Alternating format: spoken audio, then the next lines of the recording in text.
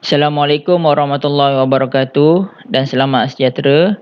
So for today's class, okay, I'm going to cover subtopic 1.3 electric potential. Electric potential, okay, it's quite different than what we have learned previously. Okay, so electric potential, okay, for subtopic 1.3 and 1.4, basically we're dealing with the skala quantity. So untuk skala quantity kita tak perlulah lukis FBD kan, untuk follow step number 1 to step number 5 macam yang kita guna sebelum ni kan. Okay, sebab dia adalah skala quantity. Okay, so kalau korang ingat, nak revise balik, okay, bila masa kita deal with skala quantity, kalau korang ingat masa kita belajar chapter 5, okay, chapter 5 semester 1 kan, pasal work, okay, pasal work done, energy, okay, power, alright. So masa tu aku dah cakap, okay, so ini adalah chapter yang mudah. Kenapa? Because we are dealing with skala quantity. Okay, skala quantity dia tak ada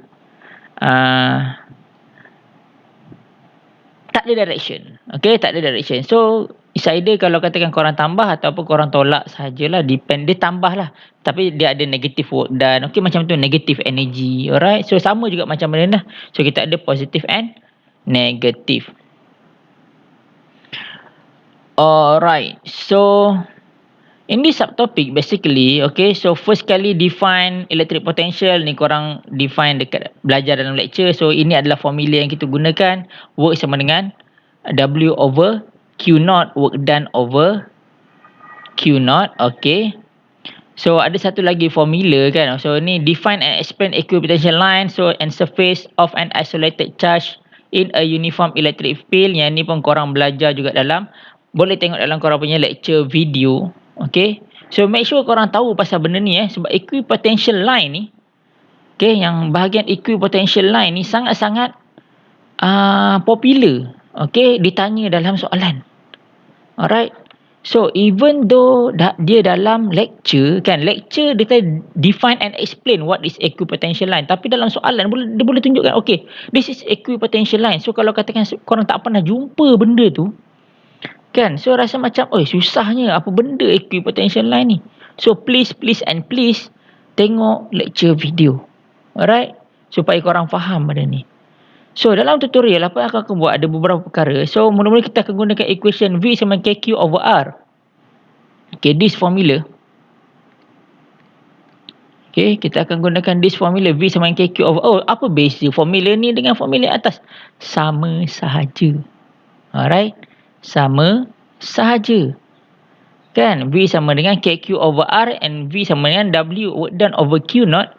Dia adalah formula yang sama. Alright, cuma depending on benda yang diberi lah. Kalau dia bagi charge, gunalah formula yang ni. Kalau dia bagi work done, gunalah formula yang dekat atas tu. Begitu sahaja.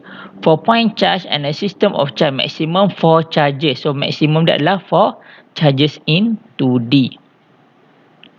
Alright, so clear. So dua-dua ini adalah formula bagi electric potential.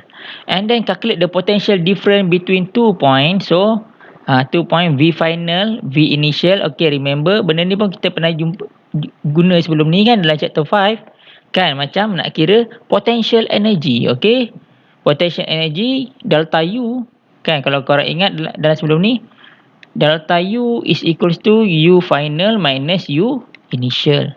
So lebih kurang lah macam ni kan, delta V sama V final minus V initial. And pada masa yang sama, delta V sama dengan work done over Q0. Okay, so nampak? Alright, ini kemudian. And then chapter ni agak panjang sebenarnya, dia punya learning outcome dia banyak sikit kan. Deduce the change in potential energy delta U between 2 points in electric field. Delta U is equals to Q delta V. Okay. And then we're going to calculate the potential energy of the system of point charge is equals to U sama dengan KQQ over R squared. So kita dah dapat kat sini kan, delta U sama dengan Q delta V dekat atas ni. So pada masa yang sama kita boleh tahulah equation of U is equals to, tadi kalau V tadi Q delta V kan, QV. So ini sama dengan Q darab dengan KQ over R. So kita dapat ini akan jadi QQ over R, ataupun kadang-kadang dia tulis sebagai Q1 Q2 over depending on apa yang selesa lah. Nak tulis Q1 Q2 over R. So dapatlah equation bagi U. So for F, kan, bila kata calculate the potential energy of the system of point charges, so kat sini kita ada 3 charges, means maksudnya, kan, kita tambahkan semua je lah. Kalau korang ingat sebelum belajar bila skala kuantiti, apa benda senang, tambahkan je semua, kan. Maximum up to 3 charges. So ini adalah dia punya maximum question lah, ada 3 charge. Okay, so ini adalah kita punya learning outcome. So learning outcome pertama adalah kita nak cari electric potential, and then kita sambung sedikit dengan electric potential energy. Alright. So kita pergi kat contoh soalan.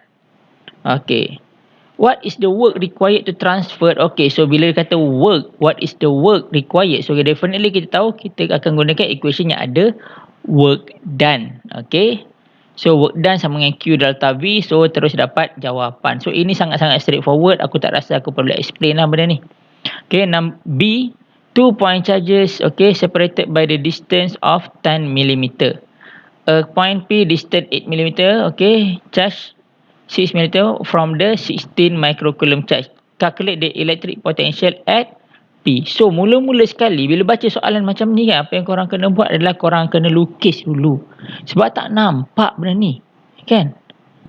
So korang kena lukis dulu. Cuba bayangkan dia, kan. So korang nak lukis ke atas, ke bawah, ke kiri, kanan, tak ada masalah lah. So contoh 2 point charge. Okay, 4 dengan 16. So aku labelkan ini sebagai 1, ini sebagai 2 lah. Okay, so 1, 2. Dia punya distance dia 10 mm. And then point P is distance of 8 mm from 4 charges and 6 mm from 16 microcoulomb. So it's somewhere lah. Okay. Kalau kau tambahkan 8 tambah 6, okay, dia definitely bukan in between. 8 tambah 6, 14. So dia mesti ada somewhere dekat sini. So aku labelkan ini sebagai point P. Okay, point P ni dia mesti ada somewhere in between. It's either here ataupun here. Okay. It's either lah. Kan? Boleh pilih mana-mana. So dalam kes ini katakan aku pilih yang ini. So yang ini aku padam. Okay, aku pilih yang ni. So aku cuba labelkan dia. Kan? Okay, jarak antara ini adalah 8. Ni jarak ni 8. Okay, jarak ini berapa? Tadi 6. Okay, so ini jarak ni 10. So dia membentuk satu segi 3. Simple kat situ, Okay. Tapi disebabkan oleh macam aku cakap, kita tak perlu nak cari dia punya direction. So benda ni tak perlulah kau nak cari angle apa sebagainya, tak perlu. Kan apa yang penting kau tahu nilai ni 8 dengan 6. Ini adalah R1, ini adalah R2. Okay, charge kita tahu nilai dia. Okay, 4 dengan ni, ini charge dia 4 microcoulomb. Yang ini charge dia 16 microcoulomb. Okay, so nampak? Perlu cari angle? Tak perlu. Kau tahu R1, kau tahu R2, kau tahu charge. Okay, kau boleh selesaikan. Masukkan sahaja. Okay, dia punya nilai dia. V sama dengan, okay, V sama dengan hasil tambah lah. So nak cari total volt, total potential. V total is equals to kat sini V1 plus V2. Dia punya formula dia always macam ni. Tambahkan saja formula dia. Okay. So kau nampak tambah-tambah dapat jawapan. Okay. So cikgu, kadang-kadang saya dapat tengok solution, kan. Tengok apa contoh. Dia kata tolak, cikgu. Dia bukan tolak, tidak. Dia still tambah. Cuma, okay, kalau katakan charge ini negatif. Okay, let's say charge number 2 negatif. Kan, charge number 2 is negative. So bila kau masukkan, kau akan dapat V1 plus negative V2. Okay. So charge kat sini, kalau dia negatif, so kau akan dapat nilai negatif. Tapi sebenarnya in theory, kan, dia always tambah. Kan, it's always plus. Nak cari total, tambahkan sahaja. Senang. Skala kuantiti ni sangat-sangat mudah. Okay, aku padam sebelum nanti ada tanya, oh kenapa macam ni. So aku padam dulu. Alright, nanti ada je yang screenshot. Kan, kata, oh okay, dia macam ni. So, maksudnya dia tak dengar aku punya explanation, just screenshot saja. Tu aku tak berapa gemar lah kan. Penat aku buat video. Right? Okay, so moving on to the next questions. Okay. Question A. Sketch equipotential line and surface of positive charge and uniform electric field. Alright, so kat sini sketching equipotential line and surfaces. Alright, even though this is included in the tutorial question, so basically untuk explanation bagi benda ni kan, okay, ni ada jawapan dia. Kan, equipotential line. So equipotential line ni adalah yang dotted line lah. Dotted line ni adalah equipotential line. Okay. EL kat sini aku letak dotted line ni. Okay, EL. Tapi untuk further explanation for question number A ni, aku nak korang refer dekat dalam lecture. Okay, refer lecture. So dia ada explanation what is equipotential line. Then moving on to question B. Alright, so bila kita baca soalan, okay, kat sini Q1. So aku lagi suka kalau katakan korang terus label dalam gambar rajah. Ini negatif, okay, 3 microcoulomb, okay. And then ini positif, 7 microcoulomb. Are placed at point C and B, determine the electric potential at point A. So highlight point A. Okay, and describe the meaning of the answer. Alright, so kita tak perlu, walaupun kau tengok bentuk segitiga kan, tolong jangan salah faham. Ini kita bukan nak cari yang, kita nak cari dia punya electric potential. Okay, kalau katakan electric field ataupun electric force, dia kena buat angle apa semua. Ni tak perlu. Nilai yang korang perlu dekat sini cuma, okay, charge dan jarak. Okay, jarak. So ini adalah R1, ini adalah R2. So apa yang kita buat?